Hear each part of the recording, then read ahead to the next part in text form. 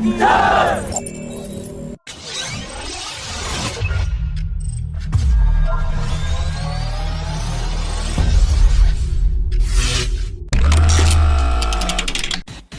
Adani Defence Systems has bought 51% stake in PLR Systems, which produces carbines and LMGs for domestic and export markets under a joint venture agreement with an Israeli defense manufacturer that holds 49% stake in the company. And this development comes at a time when a larger competition for 41,000 LMGs is currently underway, in which the Israeli LMG Soon is seen as the prime contender.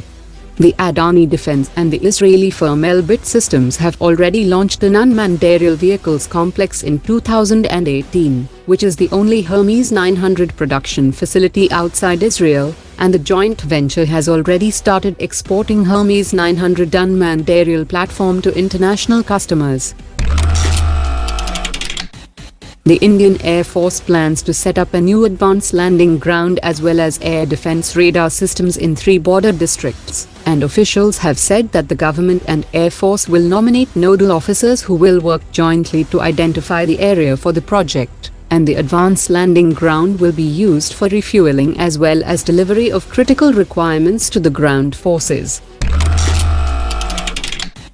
The central government is all set to approve the ITBP proposal for acquiring unmanned aerial vehicles and radar systems, advanced long-range reconnaissance and observation systems, high-tech surveillance cameras that can see 30 kilometers into enemy territory, all-terrain vehicles and snow scooters for the newly sanctioned border outposts along the border with China.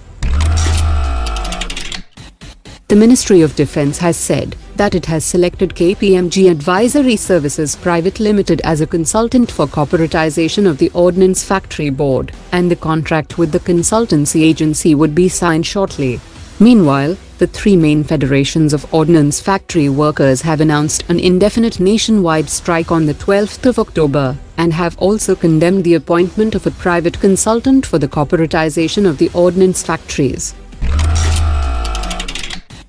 The CBI has approached the Defence Ministry and has sought the approval to prosecute former Defence Secretary and 4 officers of the Indian Air Force, due to their connection with corruption in the 3,600 crore rupees deal for procuring 12 Augusta Westland helicopters. The investigation agency will also mention the roles of some former public servants in its supplementary charge sheet, who were holding key decision-making positions when the deal for the helicopters was being discussed. Bharat Electronics Limited is already a major player in the ground segment of satellite communication, and as per media reports, the company is planning to enter into space electronic systems, manufacturing of small and micro satellites, and also enter the launch vehicle segment jointly with the Indian private industry.